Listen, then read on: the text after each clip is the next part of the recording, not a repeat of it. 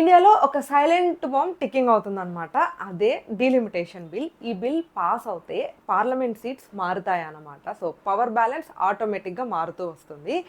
And south versus north debates ఇంకా పీక్కి వెళ్తాయి. ఇప్పటికే మనకి చాలా డిఫరెన్సెస్ ఉన్నాయి, అవి ఇంకా కొంచెం ఎక్కువ అవుతాయి అన్నమాట.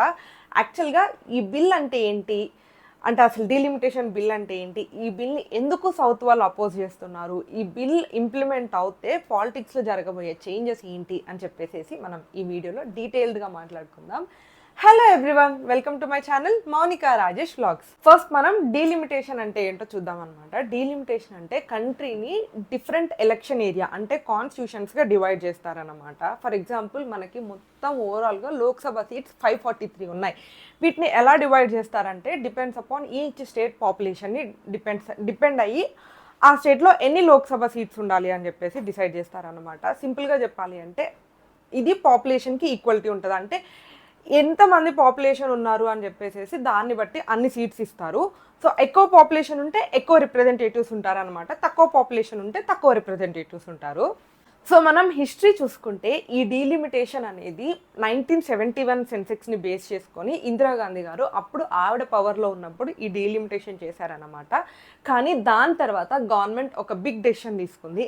ఏంటంటే దీన్ని ఫ్రీజ్ చేశారు ఈ సీట్స్ని. ఎందుకు అంటే అప్పట్లో మన పాపులేషన్ ఎక్కువగా ఉండడం వల్ల ఫ్యామిలీ ప్లానింగ్ని ఎంకరేజ్ చేయడానికి, కొన్ని స్టేట్స్ పాపులేషన్ని కంట్రోల్ చేయడానికి ఈ ఫ్యామిలీ ప్లానింగ్ అయితే ఏంటి మిగతా కొన్ని స్టెప్స్ ప్రికాషన్స్ తీసుకుంటున్నాయి అన్నమాట. సో ఇలాంటి ప్రికాషన్స్ తీసుకునే స్టేట్స్ ఏవి కూడా ఎఫెక్ట్ అవ్వకుండా ఉండడం కోసం ఈ సీట్స్ అన్ని ఫ్రీజ్ చేశారు. సో సింపుల్గా చెప్పాలి అంటే 1971 తర్వాత పెద్దగా ఈ సీట్స్లలో మార్పు అయితే ఏమీ జరగలేదు. సో అయితే ఇప్పుడు ప్రాబ్లం ఏంటి అంటే 2026 తర్వాత ఆ ఫ్రీజ్ రిమూవ్ అవ్వచ్చు అనమాట. యాజ్ పర్ కాన్స్టిట్యున్సీ ఇప్పుడు ఈ 2026 తర్వాత ఏదైతే ఈ సీట్స్ ఫ్రీజ్ అవ్వాలి అని చెప్పేసి ఒక బిల్ ఉండిందో అది రిమూవ్ అయిపోతూ ఉంటుంది అనమాట. సో యాక్చువల్గా నా ప్రాబ్లం ఎక్కడొస్తుంది అంటే నార్త్ స్టేట్స్లో వాళ్ళకి పాపులేషన్ కంట్రోల్ కానీ అలాంటి వాటి మీద పెద్దగా ఎప్పుడు వాళ్ళు కాన్సన్ట్రేట్ చేయలేదు కాబట్టి అక్కడ పాపులేషన్ పెరుగుతూ వచ్చింది ఇప్పుడు ప్రెజెంట్ సెన్సెక్స్ ప్రకారం. మన సౌత్లో మనం ఎప్పుడు కూడా పాపులేషన్ కంట్రోల్ చేసుకుంటూనే వచ్చాం ఫర్ సమ్ రీజన్. సో ఇక్కడ పాపులేషన్ తగ్గుతూ వచ్చింది అప్పుడు 1971 సెన్సెక్స్తో కంపేర్ చేసుకుంటే. అందుకని చెప్పేసి సౌత్ స్టేట్స్ అన్నిటికీ ఆబ్వియస్గా ఇప్పుడు ఒకవేళ ఈ డీలిమిటేషన్ని మళ్ళీ స్టార్ట్ చేస్తే అంటే ఈ కాన్స్టిట్యూషన్ సీట్స్ రీఅరేంజ్ చేస్తే సౌత్కి తక్కువ సీట్స్ వస్తాయి, నార్త్కి ఎక్కువ సీట్స్ వస్తాయి. ఇది ఓవరాల్గా కంట్రీ వైడ్గా వచ్చే పవర్ని ఖచ్చితంగా ఇంపాక్ట్ చేస్తుంది అనమాట. కొన్ని సిచ్యువేషన్స్లో అసలు సౌత్ ఇన్వాల్వ్మెంట్ ఎలాంటిది లేకుండానే ఓన్లీ నార్త్ని బేస్ అంటే నార్త్లో ఉన్న సీట్స్ని బేస్ చేసుకొని కంట్రీ పవర్ కూడా డిసైడ్ అవ్వచ్చు కొన్నిసార్లు.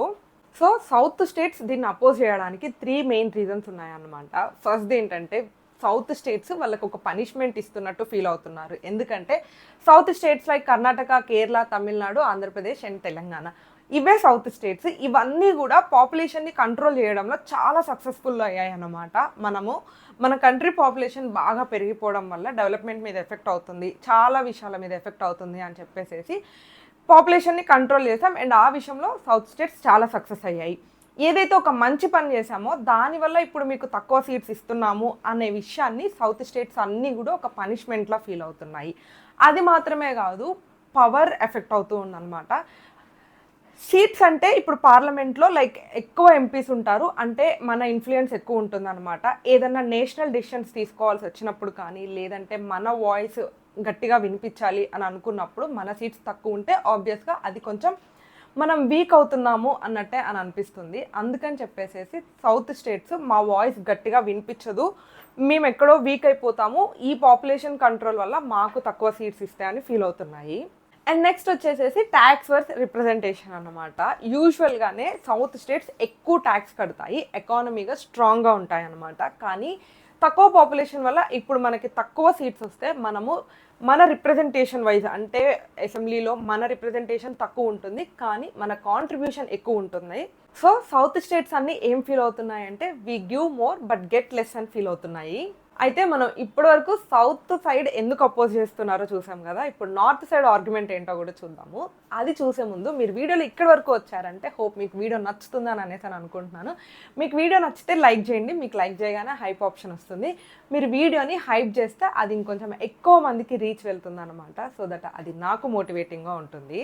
సో నార్త్ సైడ్ ఆర్గ్యుమెంట్ ఎలా ఉంటుంది అని అంటే వాళ్ళకి యాక్చువల్గా ఈ డీలిమిటేషన్ చేయాలి అని స్ట్రాంగ్గా చెప్తున్నారు. ఎందుకనంటే ఇప్పుడు ప్రెసెంట్ రిప్రజెంటేషన్స్ని తీసుకుంటే సౌత్ సైడ్ ఒక 10 lakh పీపుల్స్కి ఒక ఎంపీ ఉన్నారంటే నార్త్ సైడ్ మాత్రం 20 lakh పీపుల్కి ఒక ఎంపీ ఉన్నారు. వేరస్ అది వాళ్ళు ఇన్ఈక్వాలిటీ కింద అంటే ఒక ఫెయిర్ రిప్రజెంటేషన్స్ లేదు జనాలకి అన్నట్టు ఫీల్ అవుతున్నారు. అందుకని చెప్పేసి పాపులేషన్ వైజ్ సీట్స్ని రీఅరేంజ్ చేయాలి, కాన్స్టిట్యూషన్స్ని రీఅరేంజ్ చేయాలి అని చెప్పేసి నార్త్ సైడ్ గట్టిగా ఆర్గ్యుమెంట్స్ నడుస్తున్నాయి. సో ఒకవేళ ఈ డీలిమిటేషన్ బిల్ పాస్ అవుతే ఫ్యూచర్లో ఏం జరగచ్చు అని అంటే యూజువల్గా ఇప్పుడున్న ఈ లోక్సభ 543 సీట్స్ కాస్త పెరుగుతాయి అన్నమాట.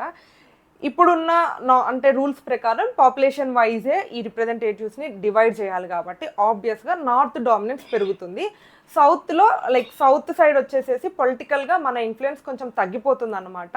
రీజనల్ పాలిటిక్స్ చాలా స్ట్రాంగ్ అయిపోతూ ఉంటుంది.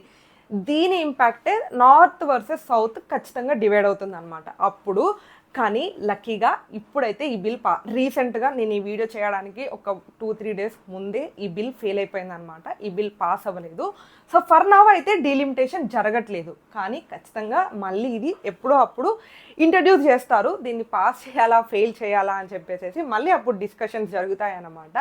నా వరకు వచ్చేసేసి డీలిమిటేషన్ అంటే అదొక fair chance. Being a south Indian, yes మనందరం ఒకటే, north Indians and south Indians, but being a south Indian అందరికీ కూడా ఒక ఈక్వల్ ఫెయిర్ ఛాన్స్ రావాలి అని చెప్పేసి. సో సీట్స్ అనేది పవర్ని డిసైడ్ చేస్తున్నప్పుడు అందరికీ ఈక్వల్ పవర్ ఛాన్సెస్ ఇచ్చినప్పుడు మాత్రమే వాళ్ళ రిప్రజెంటేటివ్స్ వాళ్ళ నేషనల్ వైడ్ ఏమైనా డెసిషన్స్ తీసుకున్నప్పుడు కొంచెం స్ట్రాంగ్గా ఇన్ఫ్లుయెన్స్ ఉంటుంది అని నేను ఫీల్ అవుతున్నాను.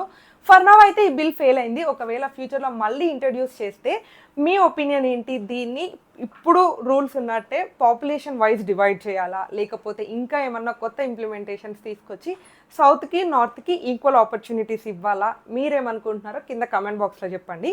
వీడియో నచ్చితే లైక్ చేయండి. ఎవరికన్నా యూజ్ అవుతుంది అని అనిపిస్తే షేర్ చేయండి.